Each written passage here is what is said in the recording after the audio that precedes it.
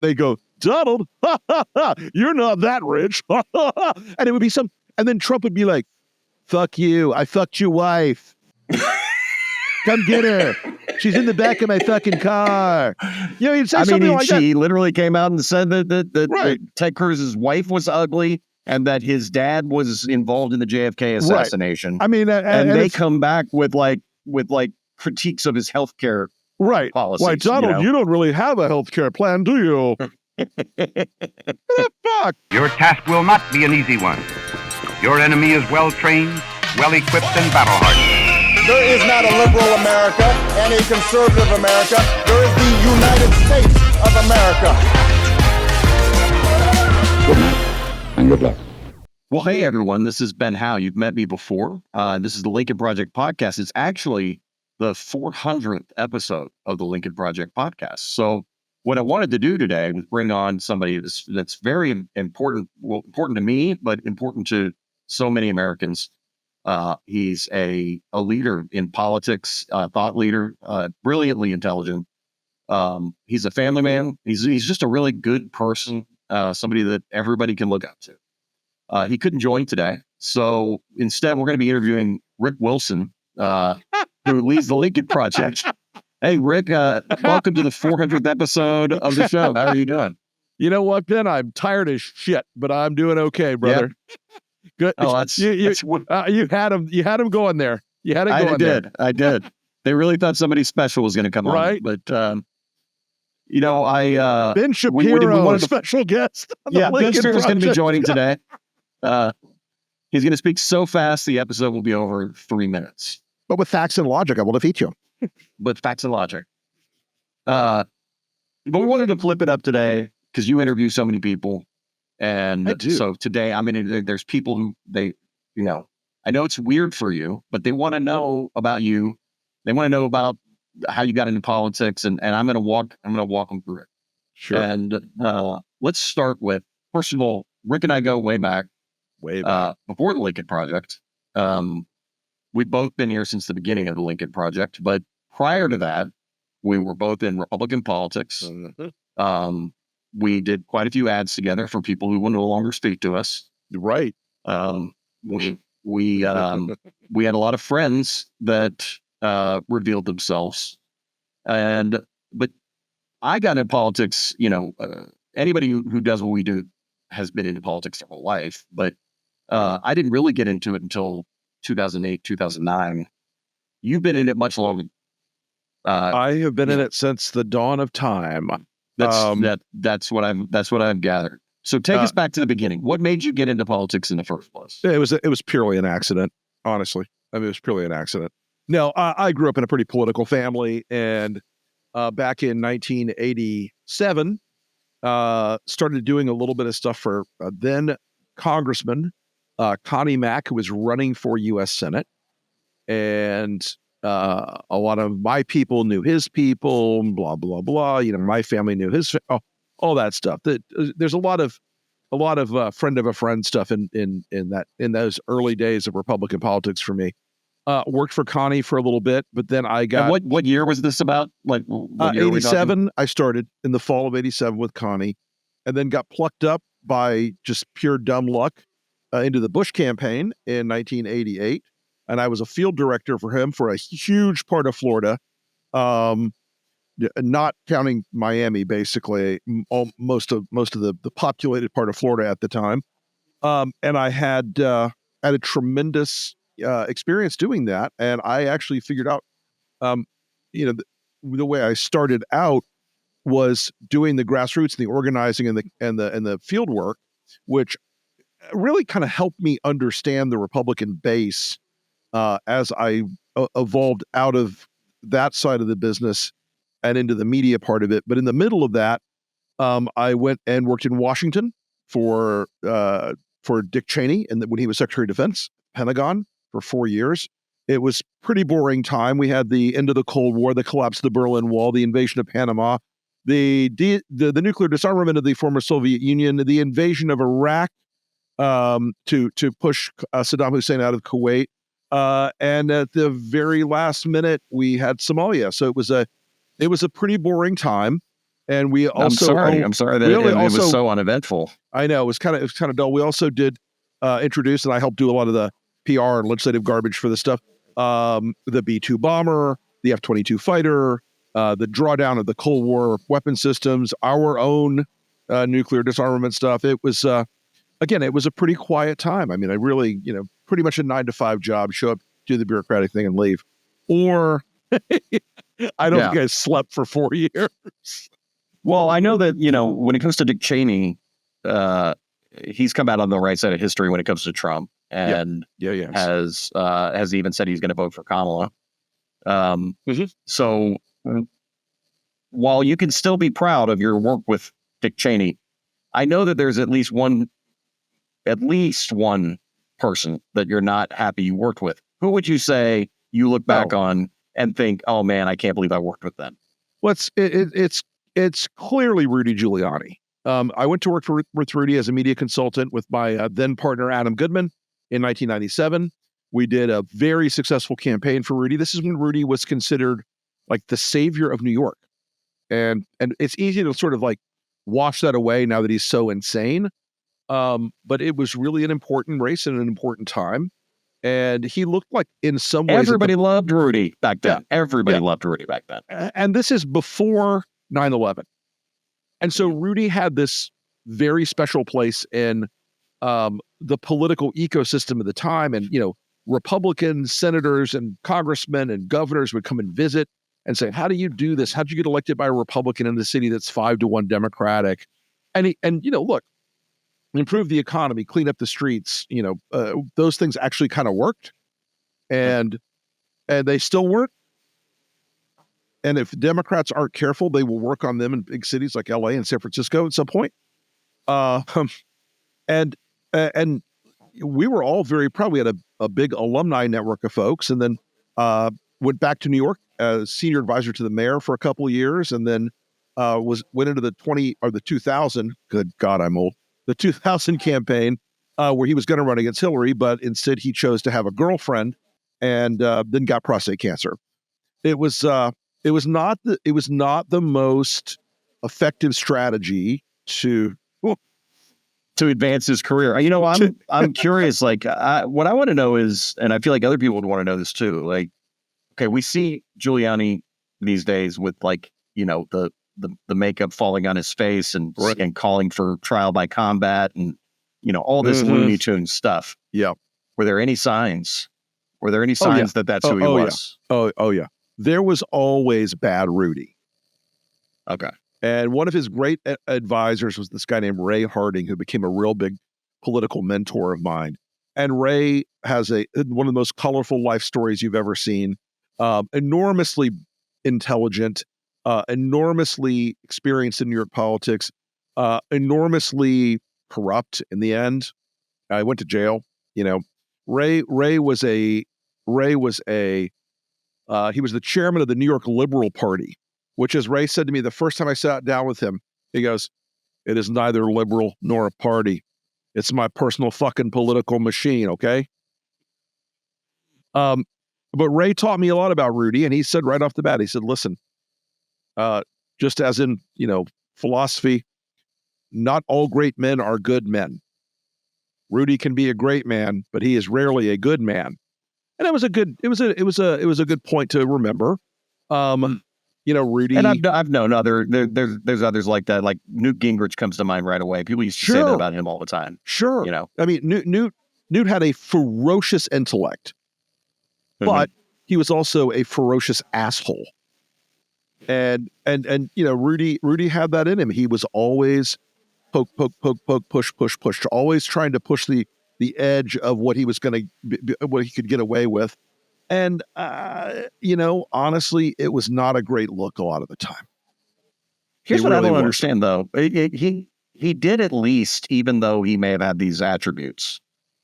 It's hard to look back at his time in the late 90s and the early 2000s and think of him as a man who wasn't his own man.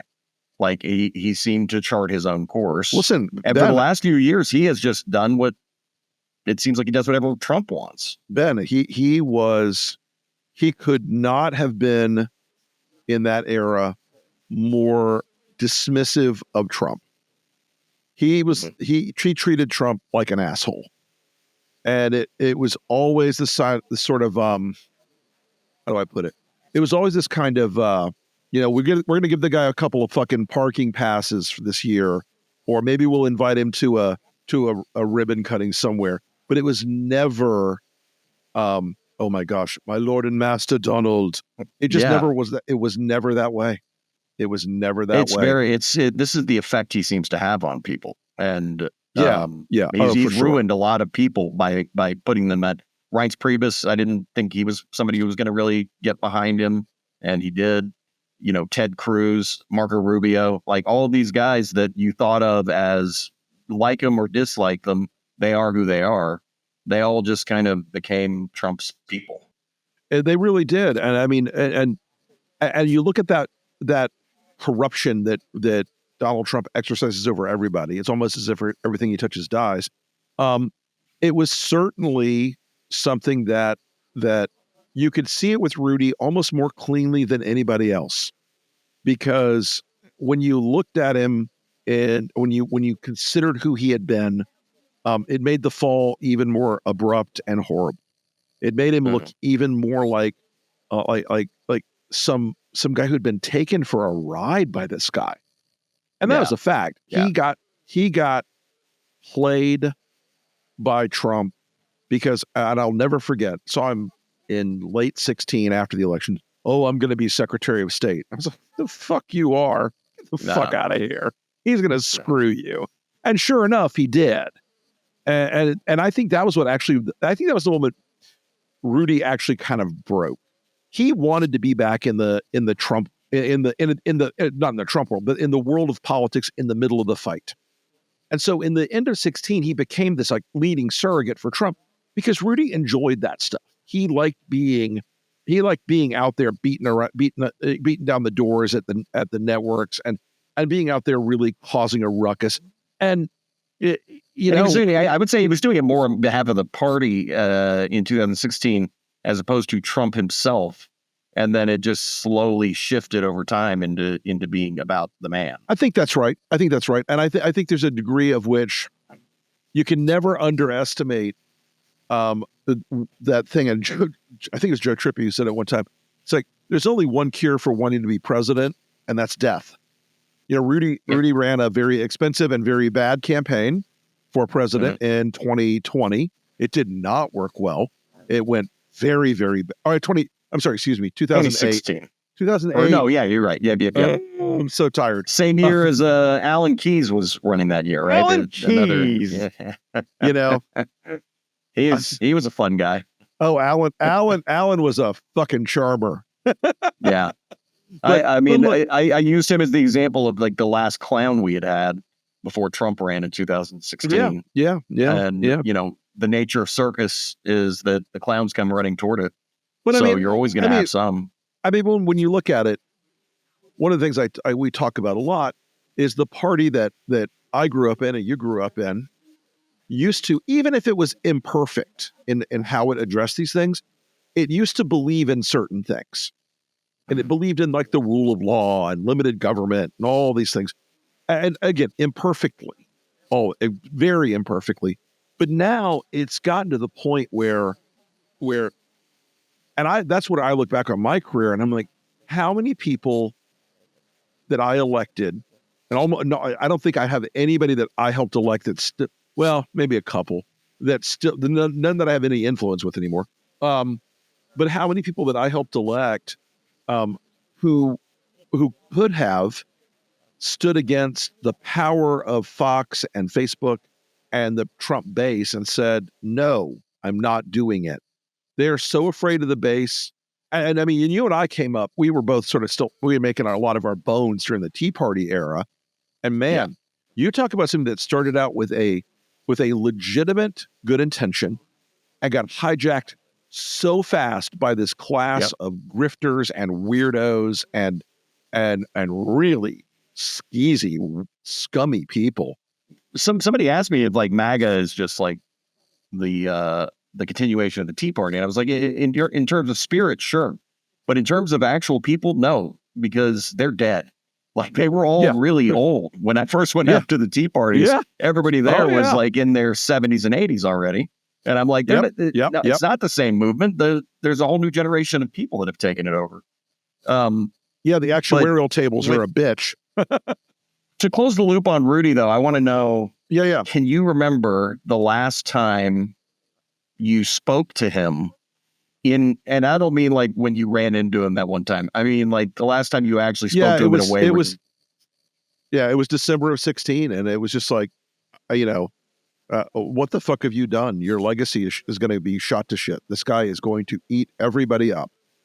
And Rudy at first thought he was going to be Secretary of State, and then he thought he was going to be Secretary of Homeland Security, and then he thought he was going to be Attorney General. And I remember Attorney General. Yeah. Yeah. And at that point, I just washed my hands the whole thing. I was like, fuck it. These people are nuts. He's never gonna listen. And you know, I did that. I did a CNN interview. I guess it was last year or sometime into last year. And somebody asked me about him, and a question. I said, here's the problem. If Rudy had just stopped before Trump, if he stopped, he could have still been a lawyer. He could have still done whatever. But he burned his legacy to the ground. If he had stopped when Rudy dies in a few years, they would have named high schools after the guy. They would have named bridges after the guy. They would have put up a 30-foot statue of him at ground zero. He'd still be a hero in New York, and people would have. They would have been like, people would have been saying, "I wish that the Republican Party was more like Rudy Giuliani." Like that's the kind of things that people would have said. And now it's this really sad and clownish and criminal legacy. I mean, he's going to die broke because of the threats that were brought against the election workers in Georgia that he's been found guilty of. He's in bankruptcy. He's been disbarred in New York and I think in D.C., maybe elsewhere. I'm not sure. But all of it is this like perfect exemplar of what happens with people who get in with Trump. Sooner or later, one way or another, you're going to go tits up. Sooner or later, one way or another, you're going to lose everything. And he did. And I kind of because everything Trump touches dies, right? It does. I mean, it's legitimately one of my political rules that is held up. I'm like the fucking Isaac Newton of American politics in that. It's like a rule nobody can disprove. But in all these cases, Ben, you look at the damage that he does to people, and the way he makes people compromise themselves, and the way he makes people betray their principles. And look, you and I knew Ted Cruz back in the day, and he was a weirdo, but Ted Cruz actually at one point believed in some things. Yeah. And now sure. It's like, what can I do for you, master? He's Igor, scraping around the room with a hunchback, like, Donald, Master Donald, how may I serve you, sir? And all of them are in that box. Marco Rubio, who I was a very big, proponent of in Florida for years, and when he was running for president, Marco Rubio's out there now with like fake news, lies about blah blah blah, because he's trying to be Trump's Secretary of State. And I'm just going to tell you, if Marco thinks he's going to be Secretary of State, if Donald Trump is elected, he's not even gonna get there. It's going to be Rick Grenell or some other fucking idiot, and because no one who's ever criticized Trump ever gets to come back in a real way. Let me ask you this, so we both lived you were one of the first people to one of the first Republicans to come out, dire against Trump, and I was an early adopter as well. You weren't long behind me. I was right, and so I kind of know what was going on, but the viewers don't. When it started to become apparent, I would say right around the time Ted Cruz dropped out. Right. I mean, we knew that we were in trouble already, but Cruz and Marco Rubio were still in. The Cruz and Rubio people were battling each other, which was just giving Trump the pathway he needed. Yep. And when Cruz dropped out, like that was it. We all knew. We knew. It's going to be Trump. What was going through your head at that time? Well, I had been begging every campaign that I was close to, and I knew everybody. I knew everybody in the process. And I initially went to the the Marco people. I said, listen, You must hit him. You cannot let him get away with beating you up on stage. The visual of him humiliating you and treating you like a child is destroying your campaign. So they had like a 5-minute bold moment against Trump, but then all the advisors and all the women folk, as they say, inside the campaign, like, oh, this is so awful. We can't be mean to Donald Trump. It's so bad. It was the New York selling watches in New York moment, right? Yeah, Like it was when, and the dick joke. I mean, and here's the thing: all these people that were so upset about it. You know what, Ben? They got upset about something that was reflective of a fundamentally broken idea in the old Republican Party. It's that if you lower yourself to Trump's level, you're no better than Trump. No, if you let Trump win, you're no better than Trump. You know, and so I tried with the Jeb people and the Marco people and even Ted, you know, and Carly and all these other people that I had relationships with or knew people around them. I begged them, you must hit him. You must never. And they would walk on stage with one joke that they'd spent a month focus grouping, and they go, Donald, you're not that rich. And it would be and then Trump would be like, fuck you. I fucked your wife. Come get her. She's in the back of my fucking car. You know, he'd say something like that. He literally came out and said that Ted Cruz's wife was ugly and that his dad was involved in the JFK assassination. I mean, and they come back with critiques of his healthcare policies. Like, Donald, you don't really have a healthcare plan, do you? Fuck. And I mean, let's not forget the stupid pledge. You remember the pledge? Oh, dude. And let me tell you, I texted Reince Priebus that day. A text message that could probably get me like a restraining order. It was like, you dumb motherfucker. How fucking stupid are you? Are you the dumbest motherfucker on earth? Or are you trying to set a new record? Because he will take that pledge and shove it up your ass.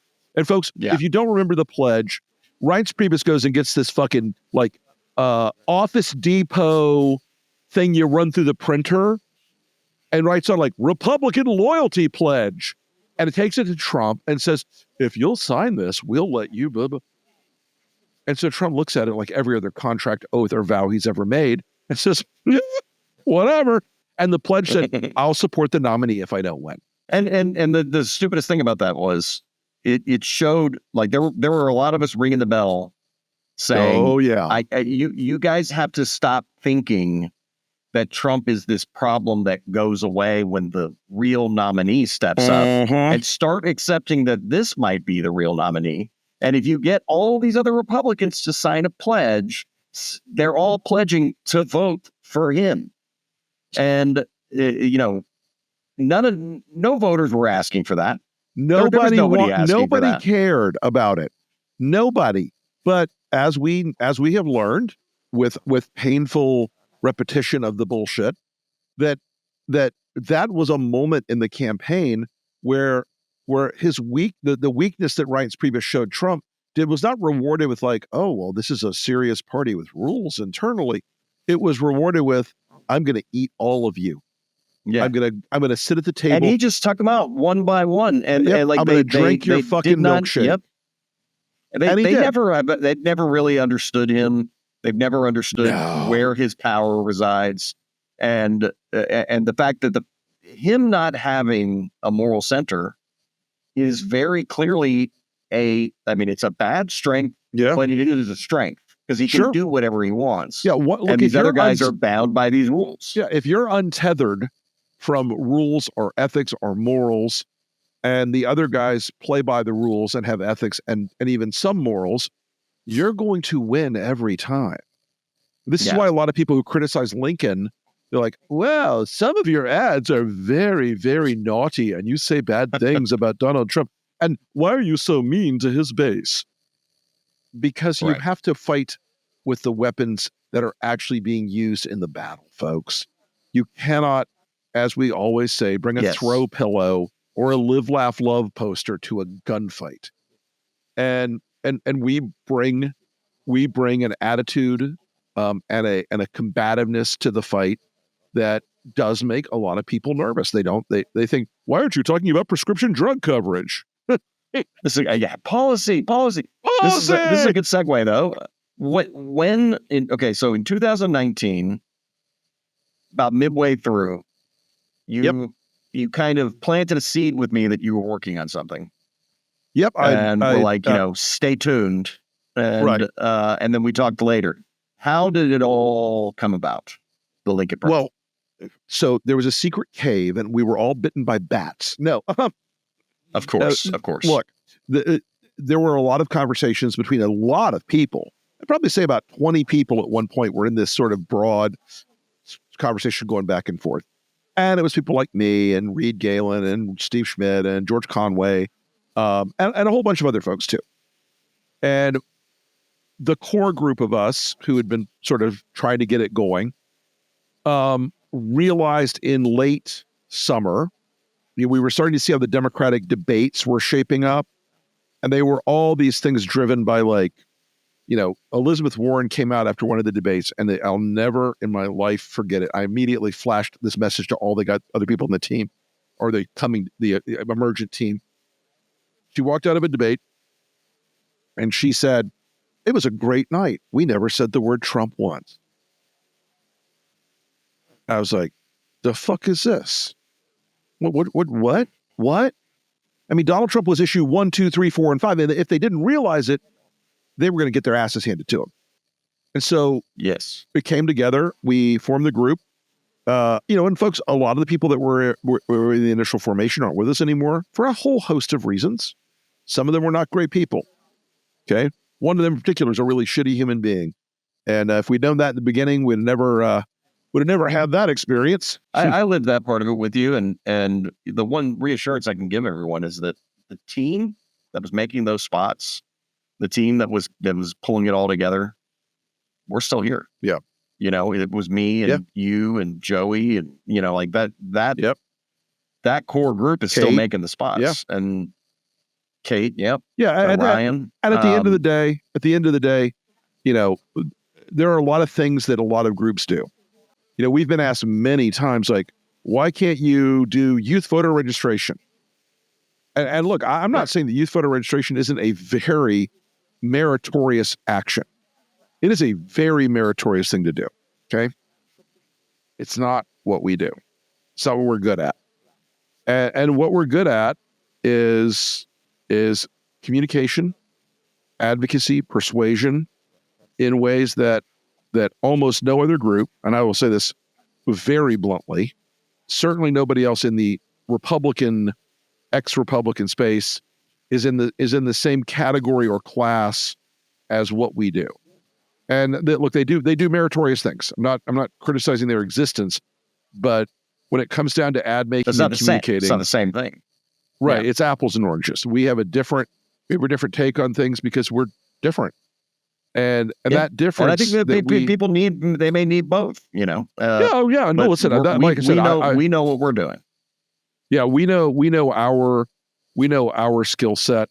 And, Right. and as I joked at the Cooper Union in 2020, we were sitting in the Cooper Union, and folks, I will tell you, Cooper Union is where Abraham Lincoln gave his famous right makes might speech before the Civil War. And I'm a pretty confident speaker. I've given a lot of speeches. I talk all the time. I'm on TV, I don't know how many times.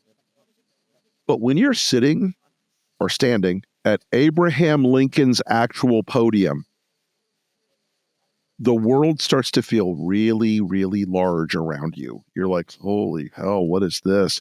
And there was a sense or a moment there where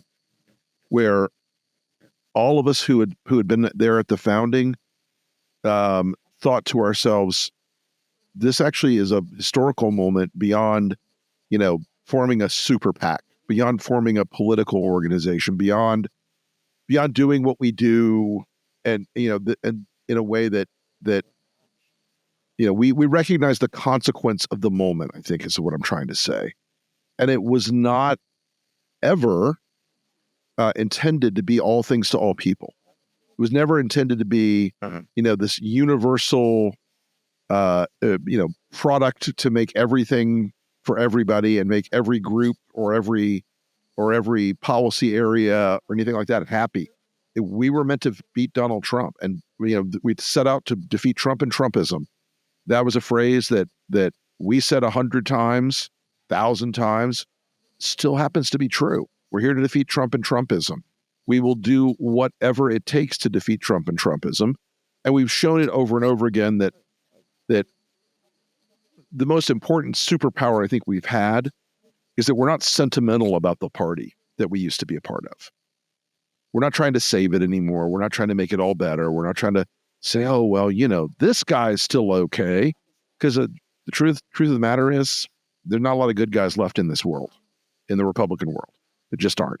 No. And I think also the political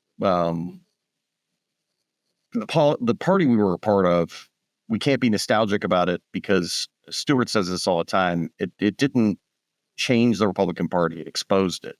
Yeah, it revealed it. Yeah, absolutely, 100%, 100%. And Ben, people you and I have known for decades, who have basically just gone quietly into the trough.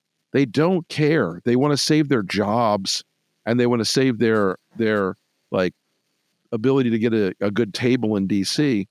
And it shocks me every day how few of the people that we knew that at least vamped as and pretended to be the serious people and the people that really believed in conservatism, how much they compromise themselves for Trump. It has always shocked me. So what do we do? What happens next for Republicans, for people who left the party and the politically homeless? Well, look, I'm a deep believer in the fact that the country needs a center-right party as well as a center-left party. I don't think one-party states ever work out for anybody. I mean, look, folks, if you're listening to the Lincoln Project podcast, you're most likely not a MAGA conservative. You might be. But for our progressive friends, our liberal friends, states like New Jersey are not notoriously great places because they're run by one party. One-party systems always lead to corruption and a distancing from a part of the population or a meaningful part of the population. So first off, we have to beat Trump, and we have to beat Trumpism. And that means this year, our focus, and folks, in 2020, we focused on a lot of things, not just Trump. We did Senate races. This year, we are locked in on Trump. That's our mission. That's our goal. We are going to end him. We're going to be done with it. We're going to take him to the woodshed, take him to the train station. We're done. We're going to eliminate Donald Trump as a political threat in this country by beating the shit out of him at the electoral on the electoral map. That's our goal. The Harris campaign's doing a great job of it. We have a special role in this that we're going to play, and we're going to keep playing that special role because we are good at that role. It's my special purpose. Ooh, that's an old one. That's an old callback. That's a very old one. But after this is over, I have a theory. It's the zombie theory. Ben heard me talk about this week, and we were all out in LA doing a bunch of fundraising. And the zombie theory is like Trump is the king zombie. He's the zombie that infected the entire thing, the entire city. Even when you take the king zombie out, the rest of the zombies are running around still biting people. So there are going to be a lot of these MAGA elected officials that I think either the Lincoln Project or other groups or some combination in the future, that we're going to have to pursue them. And we're going to have to make sure that the idea of Trumpism is as politically poisonous as the idea of Donald Trump, because they will try to keep bringing these nationalist ideas back, these hyper-populist ideas back. They're going to keep trying to put the paddles on what should be a dead ideological movement. So I don't think we're done. After that, a party can reemerge. I don't know who's going to do that. Maybe it's Liz Cheney. Because, God knows I'd follow that. Well, I mean, back in the day, one of our biggest complaints about Donald Trump was that he would, the Republican Party is this vehicle for ideas, and he's ruining that platform. Sure. Thereby eliminating the place for those ideas to be heard. And right. Yep. The problem is he's doing exactly what we warned. What we warned was he's going to make the very ideas you have toxic because they're going to be associated with this party, this movement, this guy. So if you're for low taxes, let's say, and if that was just a policy position for forever, Donald Trump is turning it into something terrible, which is going to make it that much harder for a center-right party to come up because people are going to want to be associated with ideas that sound anything like Trump. 100% right, Ben. And the idea that Trump has polluted the Republican concepts that existed once in a sort of definitional way in the party, limited government. And they don't want limited government anymore. They think they want the opposite of limited government now. The rule of law. He's got contempt for They're that. Monarchists now. Yeah, they're a lot of them are actually monarchists now, which is, if you go read this guy Curtis Yarvin, and if you must, as I like to say, he is one of these people who has absolutely changed the GOP intellectual class by introducing concepts like Red Caesar and neo-monarchy and all these things, and it's just a freak show. But if you have Republicans who come back and say, well, yeah, we want to talk about a lower taxes, and maybe they mean well, maybe they mean lower taxes, maybe they mean lower taxes for middle class people for once, right? But it will now always be associated with Trump giving Elon Musk a tax cut while everybody else gets fucked. That's exactly right. Yes, So, exactly. It's a really dark. And it's a dark. I think that was it's the full appearance of what you said. It's the ETTD. It's everything that Trump touches dies isn't just involve people or other candidates or people who've worked with him. It's the very ideas that are being killed. Yeah, look, a strong foreign policy that stands against dictators and authoritarians. And what do you have in this day and age? Donald Trump, Ronald Reagan and George H.W. Bush, the two Republican presidents in our lifetime at the end of the Cold War. Mr. Gorbachev, tear down this wall was not Mr. Gorbachev. Do you want it fast or slow? This was not an area where there was a doubt for any period of time. There was never a doubt for generations where we stood on authoritarians. Sometimes we made deals with them, but we didn't think they were the model for America. We didn't treat them like they were. We didn't treat them like they were what we should aspire to. So, it is a truly, corrosive movement because it has absolutely shattered the ideological predicates of what the party should have been.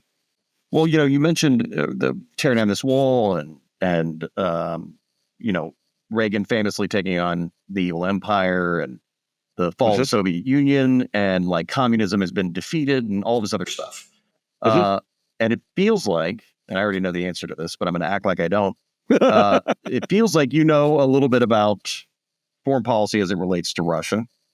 A little bit here and there. Yeah. I think you may have done something in college related to that, and I think that people would be interested to know this about you. Look, I started out studying the Soviet Union. That was my main focus in college.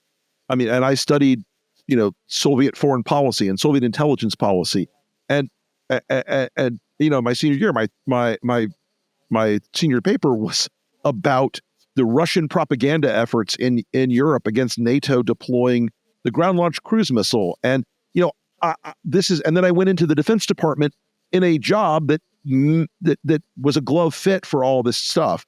So, I'm not a professional Sovietologist or a Russia scholar, but I sure am a pretty enthusiastic amateur about it. And I know a lot of people who are very senior former intelligence officials around this country, and who've served this country, and those people who've served this country in that capacity. And the idea that Russia under Putin in the year of our Lord 2024 is an ally of America is only insofar as people like Steve Bannon want to promote that, or Paul Manafort want to promote that, or other people whose names I cannot mention due to legal matters want to promote that. And this idea of the U.S. emulating Russia is only present in our society of people who know nothing about the history of Russia. Donald Trump, the irony of Trump, Which includes Donald Trump. the irony of Trump is that his understanding of Russia quite literally ends up with Vladimir Putin's very strong. He's a strong man. He's so strong. Plenty of dictators have been strong for some time, but Yeah. I don't know. Look, that to me is one of the most corrosive ideas inside the Republican Party now, and it's very much like, well, Donald Trump is friends with Putin because otherwise nuclear war will immediately occur. Really? You think that? You think Vladimir Putin, who a guy whose military is so fucking clapped out, they're using World War II tanks and Vietnam era fighter planes now against Ukraine? You think he's confident in winning a nuclear war? Nobody's going to win it anyway. But this is not. This is a threat Nobody Russians wins have a been nuclear making. war. No, this is a threat Russians have been making for 70 frickin' years. Don't do what we want. Could be nuclear war. And there are something like 180 different times that Russian leaders of the Ministry of Foreign Affairs would say things like, if you dare do this, it will be nuclear war. Okay, cool. Well, the boy has cried wolf enough times. You made me remember something. Nuclear. There's Nuclear. There's some family history as it relates. Yeah, I have a little bit of family history. I have a little bit of this- family history in that. Why don't you tell everybody about what's Yeah, going well, on in your family? Well, not right now anymore, but my grandfather was worked on the Manhattan Project. He was a sort of electrical engineer, applications physics guy, built things, not a theoretical guy at all, but the kind of guy that built stuff. And as it's a phrase I learned much later, helped build the portable sun. So, but no, and I think a lot about that, and I think a lot about, when I got to the Pentagon, I used to think, and unfortunately he passed before I was born, so I didn't really get to know him personally, but I, from diaries and family stories and everything else. But when I got to the Pentagon, we were at the peak of the Cold War. We had something like 56,000 nuclear weapons out in the world, and 50-50 between the U.S. and Russia at the time, basically. And I always thought about like this concept that Reagan was willing from the right to talk about massive reductions in nuclear weapons indicated just how seriously the creation that happened back in the 1940s has reshaped our universe, has reshaped our world and our thinking, and how consequential a nuclear exchange would be. And Reagan and H.W. Bush, who and think about this world, he depended on a group of bipartisan leaders as we started the talks with Russia to help carry this forward. And it was folks like Democrats like Sam Nunn and Joe Biden, and Republicans like Dick Lugar and John Danforth, who looked at the world and the country and what it needed and didn't give a shit about the politics of it, didn't give a shit about who got the credit. They wanted to build a world that was free from the danger and the terror of nuclear warfare. And look, we have reduced our arsenal. They've reduced their arsenal very, very dramatically. Right now, there are about 7,000 weapons on each side, of which maybe 60% of those weapons are in some sort of deployable or deployed condition. But we live in a much safer world when it's rational. When our foreign opponents look at us and say, okay, these crazy motherfuckers built something like this. They're the only people who have ever used it. We should all step back from the edge. And Trump encourages people like Kim Jong-un to feel like he's protected. He encourages people like Putin to feel like he can get away with murder, which he does every single day. And so in all these things, I think there's a real incentive for a new center-right party, to loop back around on that a little bit, if and when one emerges, to look at the world and say, do we want a rules-based international and national order, or do we want chaos and autocracy? I'm in favor of the rules-based international order, because it actually worked for us for a very long time. Well, I mean, if you create global instability, which he does, and then there are nuclear weapons floating out there. Yep. Especially, there's never a guarantee that a state that does have nuclear weapons is always going to be a state.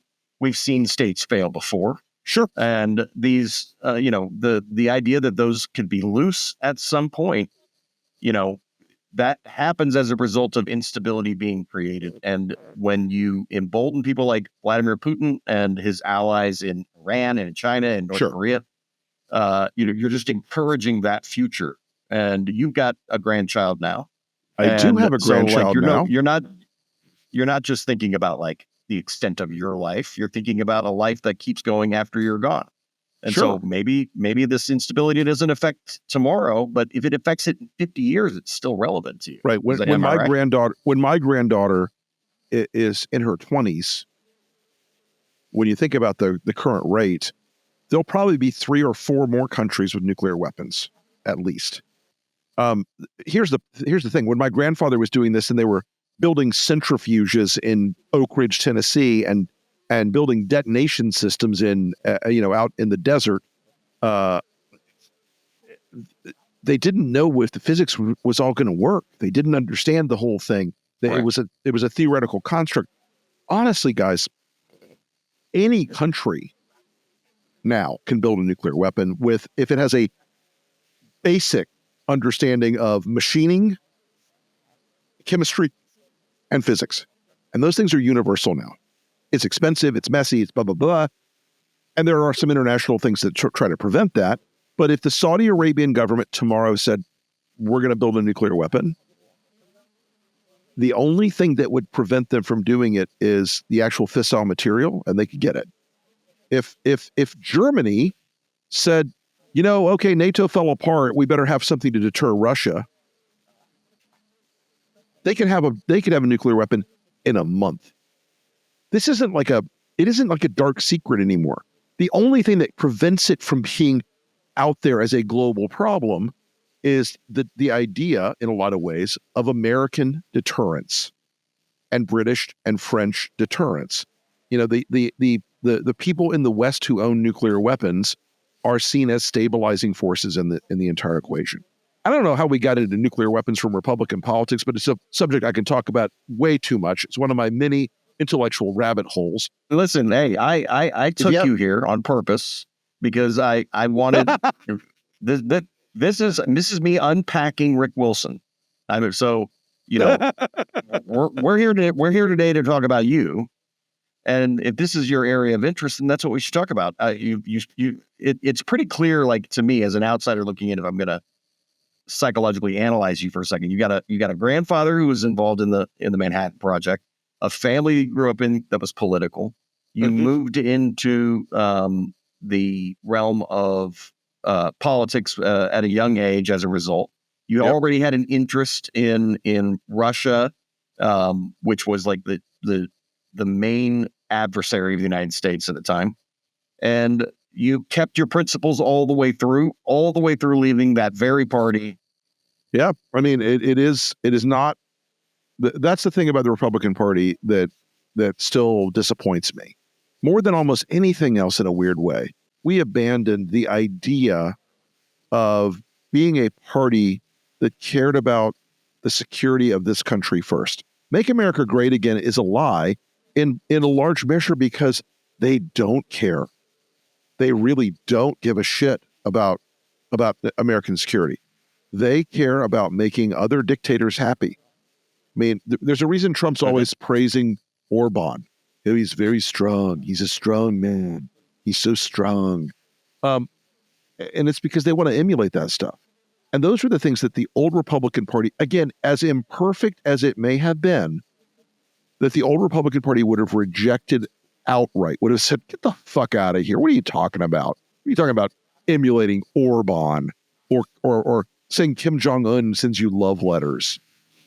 I mean, I swear to God, think about that counterfactual for 1 second. If Barack Obama had ever said, I got a beautiful love letter from Kim Jong-un, there would not be a nonstop shit show meltdown on Fox News, and in every Republican would be full timing that thought. They would lose their minds over it.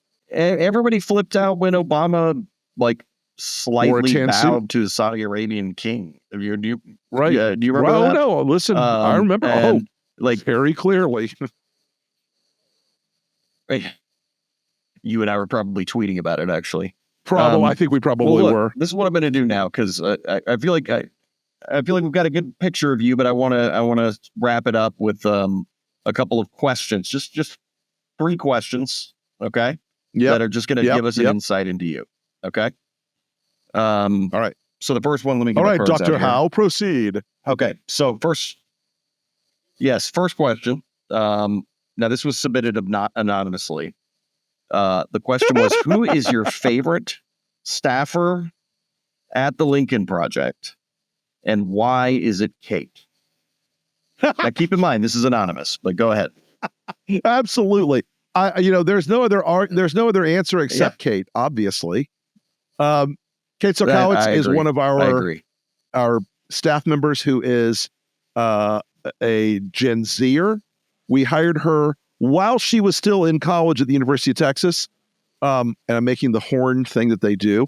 And she is busts her ass, hardworking, incredibly creative, and a big part of our future because she's got energy and Absolutely. And my ass is dragging. Okay, second question here. What is your favorite Lincoln Project video? Favorite Lincoln Project video? Keep in mind, one of your editors is on the call right now. I am aware. Okay. We've made so many amazing pieces of content over the years. On the fun side, on the funny side, on the sarcastic and funny stuff, I still think Impetus Americanus is one of the funniest things we've ever done. Because, and folks, if you haven't seen it, it's a National Geographic style ad. And it reads very much like a David Attenborough kind of voice, like Impetus Americanus. Behold the rare small-pawed trump, Impetus americanus. Notable for its exotic plumage, the trump is typically a ruddy orange color not found in nature. Though Impetus was once considered an alpha predator, this elderly specimen now weighs somewhat over 300 pounds due to its diet of fast food. In its youth, it was known to pursue females with other predators like Molestus epstein. Now it focuses on exploiting its home territory, the United States. Impetus americanus is known to be a master of deception and considered the most corrupt of its species. Its tweeted cries of anger are meant to distract its prey from its failures as the leader of its pack. Impetus americanus is considered endangered this November due to its own incompetence and failure. But look, some of the stuff we did in 2020,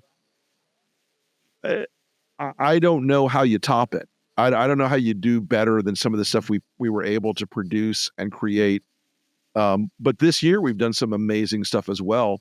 And look, I mean, One Day remains one of my favorite pieces. The original All Russia ad that we did, MAGA Church. Fellow Traveler, which was one of our original ads in Russian, and one of the most expensive Lincoln Project ads ever made. Yeah, that one cost a little bit of money. Yeah, long story, but Yeah, but after the fact, but geez.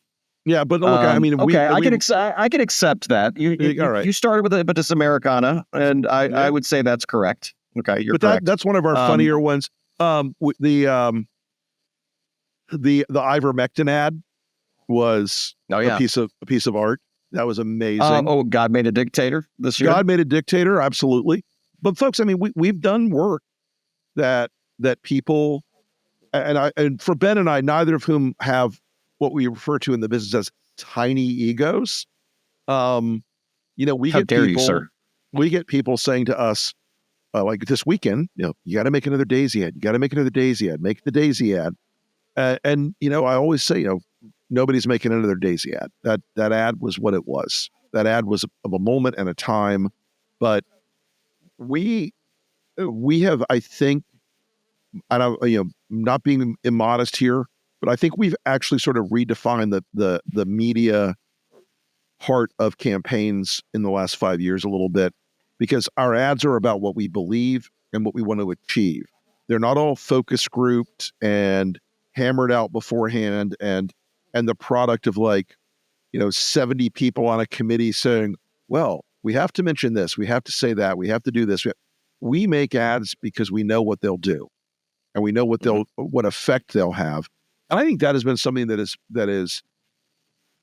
I think I know I'm very proud of the way we've accomplished building a system inside of Lincoln that changes the national dialogue, that communicates things that matter, that talks about patriotism and politics and everything else, that isn't like the sort of basic bitch standard issue, frankly, kind of boring media we see out there a lot.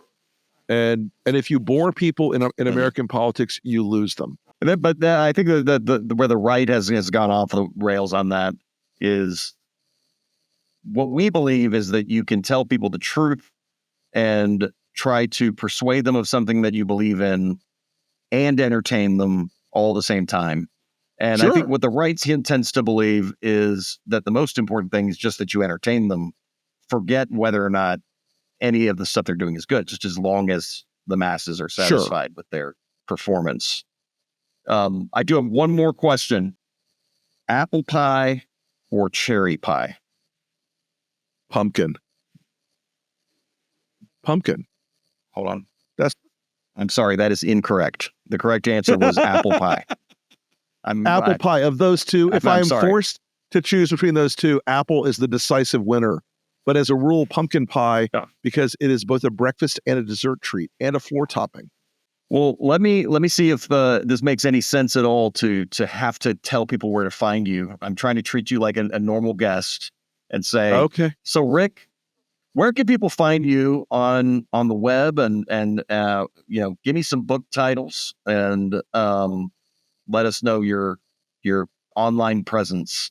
My omnipresence. Well, I am at the Rick Wilson on Twitter still for the moment, where I continue to abuse the right wing and Donald Trump. I am at the Rick Wilson on Threads, where you will see cute pictures of my fiance and my cats and my dogs and my life. I don't share that stuff on Twitter anymore because every MAGA on Twitter is they believe that their best and highest calling is to abuse people. So we don't do that there. The Rick Wilson on Instagram. Really, I think the branding of the Rick Wilson should be fairly clear to most people by now. Yeah. Right. It seems that way. That's the Substack too, right? The Rick Wilson? Yeah, it's the Substack also. I have 2 books that you folks may have read or may not have read, but you should. One is Everything Trump Touches Dies. The second is, interestingly enough, kind of the roadmap that helped inform a lot of what we do at Lincoln, which is called Running Against the Devil, A Plot to Save America from Trump and Democrats from Themselves. I am working on 2 more books as we speak, which will be hopefully coming out before I get sent to Gitmo. We're not going to go to Gitmo. We're going to win. Don't worry, folks. We're going to win. We're going to be fine. You know, I'd be remiss, by the way, if I didn't again address the fact that this is the 400th episode of the podcast. How does it feel? Crazy. Or do you feel celebratory? You know, I feel pretty celebratory. I mean, I guess I've been doing the podcast now for 7 or 8 months now, and very ably handled before me by Reed Galen, who built this podcast up. But I feel like we've gotten a great line of guests in the last year, and I feel like we've got some guests coming up that are going to knock your frickin' socks off, people. It's gonna hit. It's gonna hit hard. yeah, I mean, we're and folks, the reason we do this podcast is in part because way back in 2020, we were looking through polling information on sort of like, where do people get political information? Where do they find information they can trust and rely on and take action from? And it turned out a lot of people said, podcasts. So we started the Lincoln podcast. And of course, I have the Enemies List podcast as well. You've got all of that's great. You've got these podcasts, you've got these books, you've got, your Substack and your Twitter and your Instagram.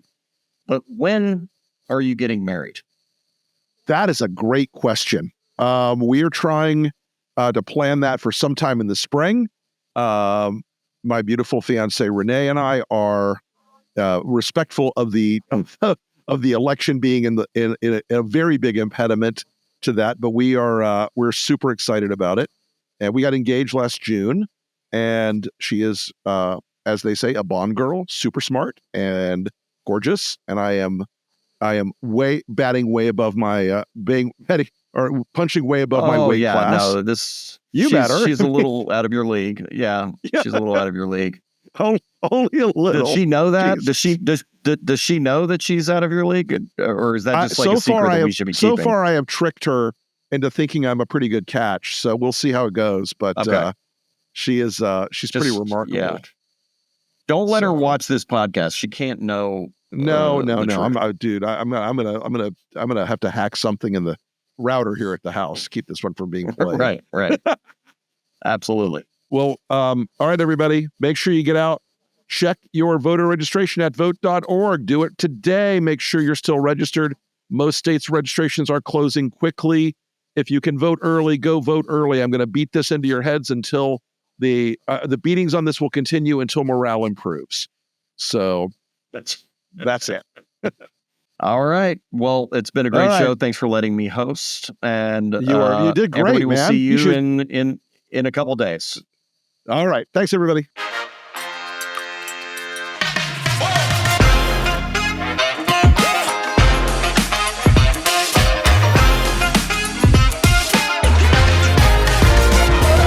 Good night and good luck.